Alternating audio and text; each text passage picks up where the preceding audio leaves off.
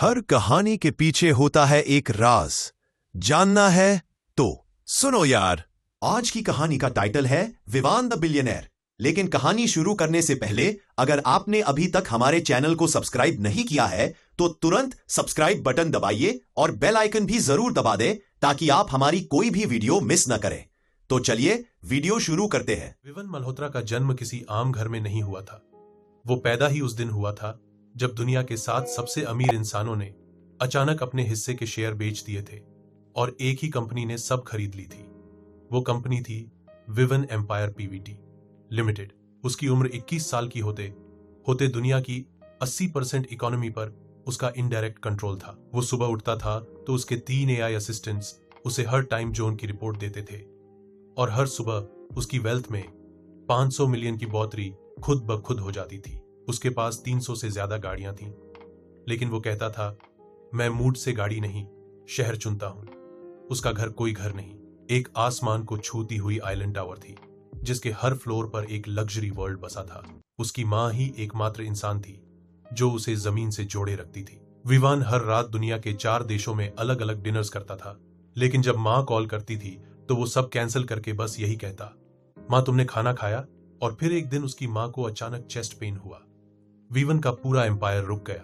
उसने पूरी दुनिया के 12 टॉप कार्डियोलॉजिस्ट एक ही हेलीकॉप्टर में इंडिया बुला लिए, लेकिन हालत सीरियस थी। डॉक्टरों ने कहा उन्हें रेयर हार्ट ट्रांसप्लांट चाहिए जो सिर्फ जापान में एक डोनर से मैच करता है। विवन ने जापान सरकार से सीधा बात की, डोनर को 500 करोड़ दो, उसकी फैमिली को लाइफ लॉन्ग लग्जरी दो, लेकिन मेरी मां बचनी चाहिए। सर्जरी हुई, मां बच गई, लेकिन उसी दौरान उसे एक और झटका लगा। उसकी गर्लफ्रेंड रिया, जो उसके साथ 3 साल से थी, वो उसकी दुश्मन वीर खन्ना के साथ देखी गई।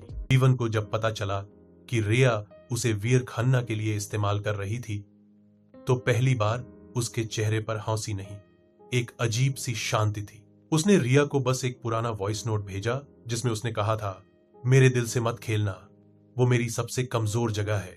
उसी रात विवन ने अपने एम्पायर के एक खास हिस्से को एक्टिवेट किया, ब्लैक प्रोटोकॉल नाम से एक अल्ट्रा सीक्रेट सिस्टम जो सिर्फ उसके पर्सनल एनिमीज के लिए बना था। वीर खन्ना उस वक्त अपने सबसे बड़े डील को फाइनलाइज कर रहा था। एक पूरे देश की ऑयल कंपनी को खरीदने वाला था। विवन ने 2 घंटे में उस डील को खरीदकर उस देश को लोन फ्री कर दिया और नेक्स्ट डे न्यूज में छपा, वीर खन्ना की बिगेस्ट डील छिन गई, अब सिर्फ लॉसेस में है। रिया की पूरी फैमिली को विवन ने एक रॉयल लाइफस्टाइल दी थी। बस एक कॉल में सारे लग्जरी बंद हो गए और उसी दिन रिया को समझ आया कि विवन सिर्फ अमीर नहीं, वो खुद एक चलती फिरती दुनिया है। पर विवन को इससे भी फर्क नहीं पड़ा, क्योंकि उसकी मां की तबीयत अब फिर से बिगड़ रही थी। डॉक्टरों ने बताया कि ट्रांसप्लांट के बाद एक और रेयर कंडीशन आई है और अब इलाज सिर्फ स्विट्जरलैंड के एक अंडरग्राउंड मेडिकल लैब में हो सकता है, जिसका खर्च 700 करोड़ से ऊपर है। विवन ने एक पल भी नहीं सोचा, अपने आइलैंड के एक हिस्से को बेच दिया और उसी लैब को इंडिया शिफ्ट करवा लिया। मां की जान एक बार फिर बच गई। इस बार विवन ने वाव लिया कि अब कोई भी उसके दिल, उसकी मां या उसके एम्पायर को चोट नहीं पहुंचा सकेगा। वो फिर से अकेला हो गया था, लेकिन अब वो कमजोर नहीं, बर्फ जैसा ठंडा और हीरा जैसा कट्टर बन चुका था। तभी उसे एक और खबर मिली, वीर खन्ना सिर्फ पर्सनल दुश्मन नहीं, वो अब इंटरनेशनल माफिया से हाथ मिला चुका है और विवन की एम्पायर के खिलाफ एक पूरी अंडरग्राउंड आर्मी तैयार कर रहा है। विवन ने अब तक अपने पैसे से सिर्फ लग्जरी बनाई थी, लेकिन अब उसने पैसे को हथियार बनाया। उसने दुनिया के 40 सबसे तेज दिमागों को अपने साथ जोड़ा, एक अंडरग्राउंड टेक एम्पायर लॉन्च किया जिसका नाम था वी कोर। यह सिर्फ सॉफ्टवेयर नहीं, पूरी दुनिया की डिजिटल नर्व्स को कंट्रोल करने वाली एक इनविजिबल ताकत थी। विवन को अब बस एक बटन दबाता और देश की इकोनॉमी, माफिया की फंडिंग, साइबर वेपन्स सब शट डाउन हो जाते। उसने वीर खन्ना के हर बैंक अकाउंट को हैक कर दिया। अगले दिन न्यूज आई, एशिया का दूसरा सबसे बड़ा आदमी अब जीरो बैलेंस पर। वीर ने पलटवार करने की कोशिश की।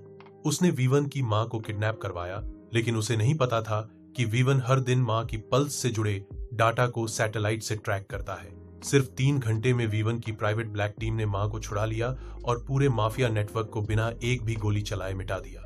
लेकिन कहानी यहीं खत्म नहीं होती। रिया फिर से वापस आती है, रोती है, माफी मांगती है, कहती है कि वीर ने उसे मजबूर किया था।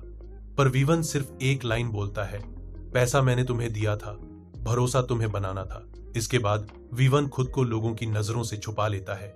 वो हर दिन अमीर होता जा रहा है, लेकिन अब दुनिया से गायब है। लेकिन हर बड़ी क्राइसिस के पीछे, हर बड़ी डील के पीछे सिर्फ एक इनविजिबल साइन दिखता है, वी। क्लाइमैक्स में दिखता है वीवन का पुराना हेलीकॉप्टर जो एक रेगिस्तान के बीच उतरता है।